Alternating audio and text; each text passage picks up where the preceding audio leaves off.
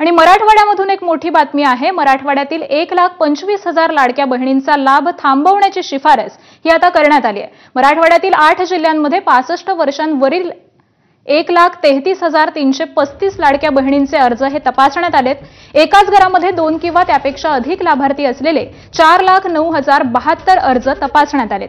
यामध्ये 65 वर्षापेक्षा जास्त असताना देखील लाडकी बहीण योजनेचा लाभ घेणाऱ्या 40,228 महिलांना अपात्र करण्याची शिफारस करण्यात आली आहे। तर एकाच कुटुंबातील 2 किंवा त्यापेक्षा अधिक महिलांनी लाडक्या बहीण योजनेचा लाभ घेतलेला म्हणून तपासामध्ये 84,709 लाडक्या बहिणींना अपात्र करण्यासंदर्भातली माहिती ही शासनाला कळवण्यात आली आहे। 65 वर्षांवरील लाभार्थी महिलांनी खोटी कागदपत्र तयार करून हे लाभ घेतल्याचं आता उघड झालंय। कधीपासून नाहीये तुम्हाला पेमेंट? 2 महिने झाले। काय सांगितलं यांनी? ते राशन कार्डचं सांगितलं त्यांनी। राशन कार्डवर 2 पेक्षा अधिक आहे। ताई तुमचं कधीपासून बंद? 2 महिन्यापासून सर बंद आहे। तुमचं? जून पासून। काय 3 महिन्याचे। कारण की माझं आणि माझ्या आईचं एकाच राशन कार्डावरती होतं, तर त्यामुळे पैसे येणार नाही म्हणे। ते सध्या त्यांचं ते 80% महिला त्यांनी चेक केल्या आहेत, त्याच्यामुळे पैसे आता काहींचे आलेत पण आमचे नाही आले, त्याच्यामुळे आम्ही ते चेक करायला आलोय। काही जणांचं आरटीओ डाटा निघलेला आहे, मोबाईल नंबर त्यांचे आरटीओ लिंक असल्यामुळं काही आरटीआर पण भरतात, त्यासुद्धा लाभार्थी आहेत बरेचसे। 2 महिन्यापासून ज्यांचे पैसे नाही आहेत त्यांना लाभ न झाल्यामुळे ते आमच्याकडे येत आहेत। तुम्ही काय सूचना करताय? आता त्यांना जवळपास जे अंगणवाडी असतात त्यांच्या शेजारी, त्या अंगणवाडीला जाऊन त्यांना भेट द्यायला लावतो, त्यांचे डॉक्युमेंट सगळे घेऊन। त्यांना जे कारण आहे, ज्या कारणामुळे त्यांना पैसे येत नाही आहे ते सविस्तर त्यांना सांगतो आणि त्यांना काय पुढे करता येईल त्या उपाययोजना त्यांना सांगून पुढे त्यांना लाभ चालू होईल सांगतो त्यांना। लाभ आहे त्या माता भगिनींच्या अकाउंटला डायरेक्ट डीबीटी हा करायचा आहे। त्यामुळे कुठल्याही पद्धतीची चिंता नसावी। या उलट बजेट हा 43,000 कोटी आहे। आम्ही ज्या वेळेला ही योजना प्रस्तावित केलेली होती त्यावेळेला राज्यातील 2.5 कोटी महिला माझ्या माता भगिनींना या योजनेअंतर्गत लाभ मिळेल। लाडक्या बहिणींसाठी अतिशय महत्त्वाची बातमी आलेली आहे। कालच बघा मराठवाड्यामध्ये भरपूर लाडक्या बहिणींचे हप्ते जे आहेत ते थांबलेले आहेत। ऑगस्ट महिन्याचा हप्ता भरपूर लाडक्या बहिणींना आलेला नाही, भरपूर लाडक्या बहिणींना जुलै महिन्याचा सुद्धा आलेला नाही, तर भरपूर लाडक्या बहिणींना जूनचा सुद्धा हप्ता आलेला नाही। तर तुम्हाला सुद्धा असं झालंय का, किंवा तुम्हाला सुद्धा जर असं वाटत असेल की आपल्याला सप्टेंबरचा हप्ता यायलाच पाहिजे, तर मी काही महत्त्वाची एकदम तुम्हाला 3 कामं करायला सांगणारच आहे, ती तुम्हाला करायचीच आहेत। कारण लक्षात घ्या, राज्यामध्ये सध्या प्रत्येक जिल्ह्यात मी तुम्हाला त्या दिवशी सांगितलं होतं की पुणे सोलापूर झालेला आहे अर्ज पडताळणी करून, आणि आता तुम्हाला काय करायचं हे मी तुम्हाला सांगणार आहे। आणि काल मराठवाड्यात सुद्धा सांगितलं तर जवळपास एकूण सगळ्या राज्यातला आकडा जर बघितला आपण तर 10 ते 15 लाख एवढा लाडक्या बहिणी आहेत ज्यांना ऑगस्टचा हप्ता आलेला नाही। आणि ह्याचे सगळ्यात मुख्य कारण सुद्धा आपण बघितलेत व्हिडिओमध्ये, आत्ताच त्यांनी सांगितलेलं आहे काय काय कारण आहे। ज्यावेळेस आपण लाडक्या बहिणीशी ज्यावेळेस आपण बोललो त्यावेळेस त्यांनी स्वतः सांगितलं आहे की नेमकं हिथं आल्यानंतर काय केलं। आता तुम्हाला जायचं आहे कुठं हे सांगतोय मी तुम्हाला। तुम्हाला जर विचारपूस करायची असेल की आमचा हप्ता काय येत नाही, आम्हाला काय झालंय, तर तुम्हाला जायचं आहे महिला व बालविकास कार्यालयामध्ये। आता जसं आपण बघितलं व्हिडिओमध्ये की भरपूर लाडक्या बहिणी स्वतःच्या हक्कासाठी ह्या कार्यालयामध्ये गेले आणि तिथे ते सर होते, ते सर त्यांना सांगत होते की तुमचं कारण काय आहे। आणि त्यांनी सुद्धा स्पष्टपणे सांगितलं आहे की आम्ही ज्यावेळेस तुम्हाला कारण सांगतो तर ते कारण त्याचं निवारण तुम्हाला अंगणवाडीमध्ये जाऊन करायचं आहे, अंगणवाडीमध्ये पुनर्अर्ज पडताळणीसाठी अर्ज करायचा आहे। तर सगळ्यात महत्त्वाची बातमी ऐकून घ्या, ज्या लाडक्या बहिणींना असं वाटतंय की आपल्याला ऑगस्टचा हप्ता आलेला नाही आणि ज्या लाडक्या बहिणींना असं आपल्याला वाटतंय की आपल्याला सप्टेंबरचा हप्ता येणार नाही किंवा यायला पाहिजे, त्यांनी प्रत्येकाने, मी तर म्हणतोय सरसकट सर्व लाडक्या बहिणींनी अंगणवाडीत पुन्हा एकदा जा, अर्ज पडताळणी झालेली आहे का नाही हे एकदा चेक करा। कारण जर अंगणवाडी सेविका जर म्हणल्या की हो तुमच्या अर्ज पडताळणी झाली आणि तुम्ही बाद झालेला आहात, तर तुम्हाला तिथं कागदपत्र जमा करणं अतिशय महत्त्वाचं आहे। आणि जर अंगणवाडी सेविका म्हणली नाही तुम्ही पास आहेत, तर तुम्हाला काहीच करायची गरज नाही, तुमचा लाभ हा 100% तुमच्यापर्यंत पोहोचणार।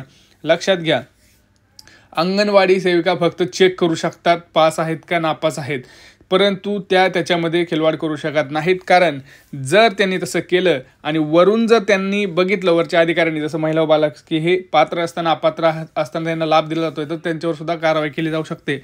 त्यामुळं तुम्हाला जे काही गोष्टी करायची आहे ते तुम्हाला कार्यालयात जायचं आहे, त्यांचं कारण समजून घ्यायचं आहे। जसं त्यांनी सांगितलं की एका रेशन कार्डवरती 2 पेक्षा जास्त लाडक्या बहिणी ह्या काय करत आहेत, लाभ घेत आहेत। तर तुम्हाला काय करायचं आहे, तुमच्यात आपसीमध्ये ठरवायचं आहे घरी की कोणाला लाभ घ्यायचा आहे, बरोबर की आता समजा एका घरात एक सासू आहे आणि 2 सुना आहे, तर त्यांनी ठरवायचं की कोणत्या सुनाला पाहिजे लाभ द्यायचा आहे, का दोन्ही सुनांना लाभ द्यायचा आहे, का फक्त सासूला लाभ द्यायचा आहे, हे तुम्ही घरच्यामध्ये ठरवू शकता. त्यांनी अजून एक सांगितले की ITR भरणाऱ्या भरपूर लाडक्या बहिणी आहेत त्यांच्या घरी. जसं सरकारनं सांगितलं होतं की इन्कम टॅक्स जे आहे ते आता भरपूर लाडक्या बहिणीने भरलेलं आहे. 15 सप्टेंबरलाच तारीख होती. त्यावेळेस सरकारला ITR जे इन्कम टॅक्स डिपार्टमेंट आहे त्यांच्याकडनं सुद्धा डेटा आलेला आहे की एवढ्या लाडक्या बहिणींनी ITR भरलेला आहे. तर त्यांच्या घरातील ज्या लाडक्या बहिणी आहेत त्यांचा लाभ हा बंद करण्यात यायला पाहिजे. कारण सरकारनं ऑलरेडी सांगितलं की ज्या घरात इन्कम टॅक्स कुणी भरत असेल, ज्या घरात कुणी PF म्हणजे प्रॉव्हिडंट फंड कुणी घेत असेल, तर अशा लाडक्या बहिणींना हप्ता हा येणार नाही.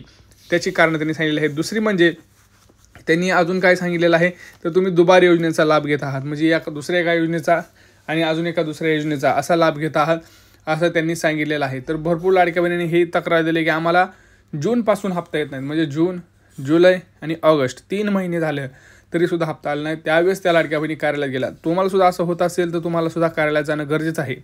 आता मी सगळ्यात तुम्हाला जर गोष्ट सांगितली, कुठं सगळे डॉक्युमेंट घेऊन जायचं, तुम्हाला अंगणवाडीमध्ये जमा करायचं आहे, पुनर्अर्ज पडताळणीसाठी अर्ज करायचा आहे. परंतु डॉक्युमेंट घेऊन जाताना एक चूक नाही करायची ज्या लाडक्या बहिणी भरपूर करतायत. बघा, सप्टेंबर महिन्याचा हप्ता हा आपल्याला 2 ते 3 दिवसामध्ये ठरेलच कधी येणार आहे ते, त्याचं टेन्शन तुम्ही घेऊ नका. 2 ते 3 दिवसात हप्ता सुरू होईल. त्यासाठी ही अर्ज पडताळणी प्रक्रिया जी आहे त्यासाठीच पूर्ण केली जात आहे. कारण सरकार लवकरच तुम्हाला सप्टेंबरचा हप्ता देणार आहे. पुढच्या 2 ते 3 दिवसात तुम्हाला पैसे यायला सुरू होतील. परंतु त्याच्या अगोदर सरकार हे ठरवत आहे की आता किती बोगस लाडक्या बहिणी आहेत, किती खऱ्या लाडक्या बहिणी आहेत. कारण सरकारला सुद्धा शेवटी काय सगळ्यांना माहिती आहे, पैशाचं सोंग करता येत नाही. कुणी जरी असेल तरी पैसे तुम्हाला द्यायलाच लागतात. आता त्यामुळं लाडक्या बहिणींनो, पहिली गोष्ट आपलं बँक खातं चालू आहे का, त्याची KYC झाली आहे का, हे करणं गरजेचं आहे. दुसरी गोष्ट, आपलं रेशन कार्ड ऑनलाईन पद्धतीने आपलं नाव दिसतं आहे का, त्याची KYC झालेली आहे का. तिसरी गोष्ट, आपलं जे आधार कार्ड आहे ते अपडेट आहे का. भरपूर लाडक्या बहिणींचा अर्ज ह्याच्यामध्येच रिजेक्ट झाला आहे की त्यांचा आधार कार्ड अपडेट नाही, आधार कार्डवरचा पत्ता हा तिथं दिसतच नाही आहे, दुसराच भलताचा ॲड्रेस आहे. त्यामुळं हे कुठंतरी तुम्हाला चेक करायचं आहे. ह्या 3 गोष्टी जर तुम्ही चेक केल्या तर तुमचं 100% हे पात्र याद लाभार्थीमध्ये नाव हे असणारच आहे. परंतु जर तुम्ही हे चेक केलं नाही तर माझ्या लाडक्या बहिणींनो, तुम्हाला सप्टेंबर महिन्याचा हप्ता हा येणार नाही ह्याची गॅरंटी आहे. कारण सरकार छोट्या तुमच्या चुका कुठं आहे ते पाहिलं जात आहे. कारण त्यांनी स्वतः सांगितले की आम्ही RTO कडून सुद्धा डेटा घेतला आहे. म्हणजे ज्यांच्या घरी आता नवीन कार खरेदी करणार आहात त्यांनी सुद्धा लक्षात घ्यायचं आहे, आपला लाडकी बहिणी योजनेचा जो हप्ता आहे तो बंद होणारच आहे, हे सगळ्यांनी लक्षात घ्यायचं आहे. तर भरपूर लाडक्या बहिणींना विनंती आहे की हा व्हिडिओ जास्तीत जास्त आपल्या लाडक्या बहिणींना शेअर करायचा आहे, व्हॉट्सअपला शेअर करायचा आहे, ग्रुप्सला शेअर करायचा आहे. काय होतं आहे नेमकं, कशामुळं प्रॉब्लेम होत आहेत हे समजून घेणं गरजेचं आहे.